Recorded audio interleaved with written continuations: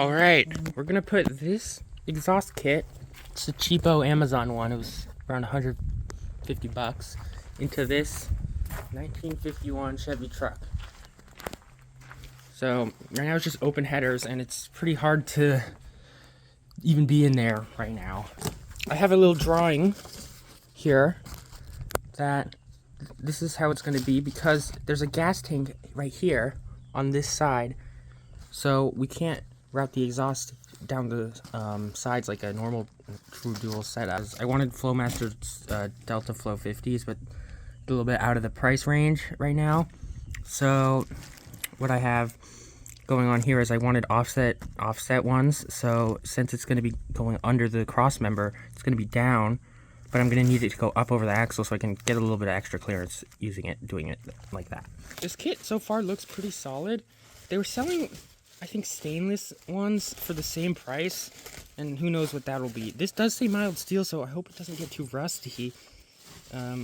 Doesn't look like it's aluminum, like whatever coated. Unfortunately, I should have probably bought that, but oh well, it's going to be under the car, and it'll do the same thing. So there is a slight issue with the transmission, like inspection, like dust cover bump out thing here. It's looking like I definitely do have to cut these. So I've read it'll work on a flap disc to gum it up with soap first so the aluminum doesn't stick. That worked pretty good. Definitely much easier than cutting regular aluminum, and this is cast aluminum, so it could have been that. I haven't cut cast aluminum without the soap. Totally clears everything. A little hard to hold, but yeah, there's enough space back and forth. That'll definitely work.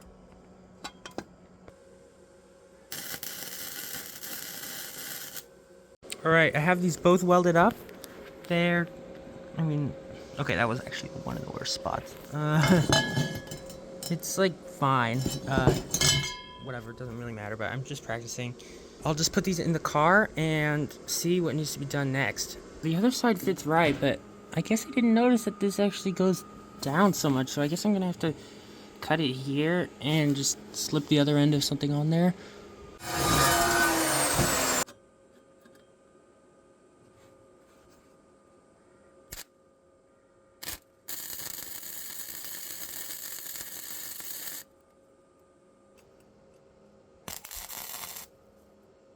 Alright, I have that pipe in there, but what I need to do is bring it to do this sort of bend. You can see this is definitely higher. I decided I actually am gonna shorten this. Just don't want to do it wrong, you know.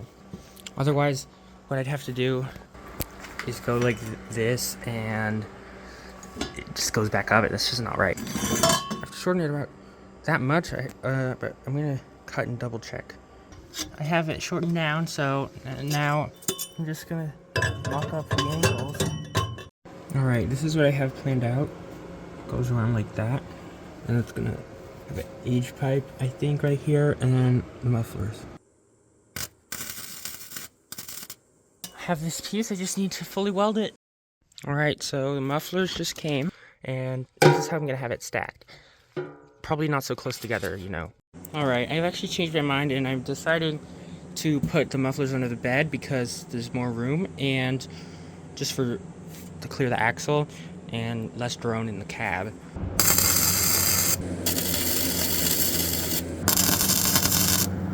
This is how the system's gonna go. It's all fully welded, just it'll hold. And I tried to fill any holes I saw, any pinholes or anything. So just gonna go ahead and plop that in there and clamp the exhaust on, see how it sounds. Alright, I have everything in. Now, I have these at offset planes, just apparently it'll help with resonance. So let's just get it fired up.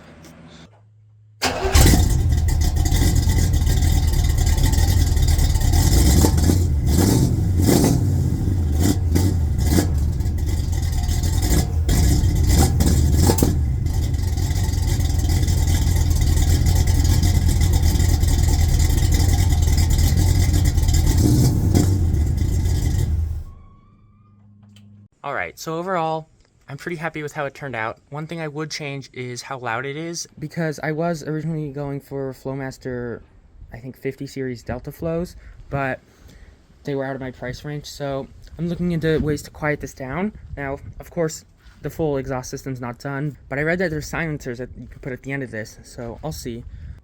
The next thing I'm battling on this truck is the transmission. It doesn't want to shift into third. It's flaring right now, so it just revs at around 20 miles an hour. It doesn't go past 2,000. No more power, basically. It doesn't shift into third. So I'm pretty sure I'm low on fluid, but I keep filling it up over and over and over again. There's no leaks, so I guess I'm just actually that low. It was an empty pan.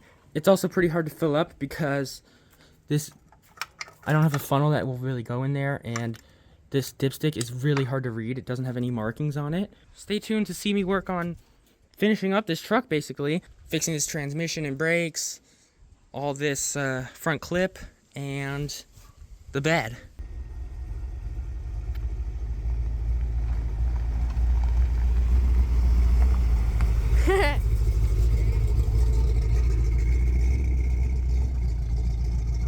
Whoa, look at it go.